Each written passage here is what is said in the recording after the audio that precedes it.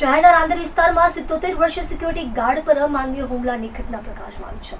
CCTV ફૂટેજમાં કેદ થયેલા દ્રશ્યોમાં સ્પષ્ટ રીતે દેખાય છે કે એક શખ્સે વૃદ્ધ સિક્યુરિટી ગાર્ડને રોડ પર પટકે છે, પગ ખેંચી રોડ પર ઘસરે છે અને એટલું જ નહીં, લાકડાથી તેમજ લાત અને ગુસ્સાઓથી સતત માર મારે છે.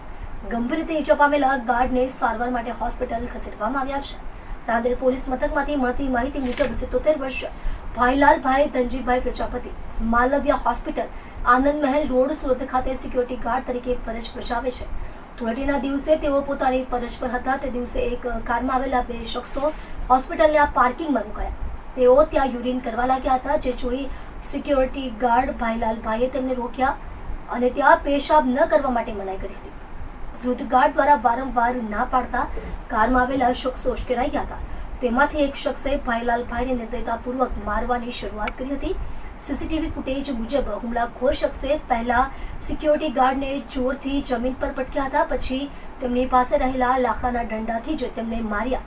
ત્યારબાદ તાબડતોબ ઘા કર્યા. રોડ પર તેમના પગ પકડીને ખસર્યા હતા. મોઢા ઉપર સતત લાતો અને ગુસ્સા માર્યા હતા. ગાર્ડ ઉઠી પણ ન શકે તેવી સ્થિતિમાં હતા. ત્યારે એક મહિલા ત્યાં પહોંચી. મહિલા પાસે આવતા અન્ય લોકો પણ મદદ માટે દોડી આવ્યા અને ઘાયલ ગાર્ડને ઉઠાવવાનો પ્રયાસ કર્યો.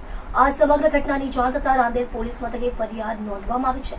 સીસીટીવી ફૂટેજ અને ઘટના સ્થળે હાજર સાક્ષ્યોના આધારે પોલીસે આરોપીઓને ઓળખવા માટે તપાસ શરૂ કરી છે. હાલ હુમલાખોરની કારનો નંબર પોલીસ પાસે ઉપલબ્ધ છે અને તેની મદદથી આરોપીઓને ઝડપથી શોધી કાઢવા માટે તપાસ કરવામાં આવી છે.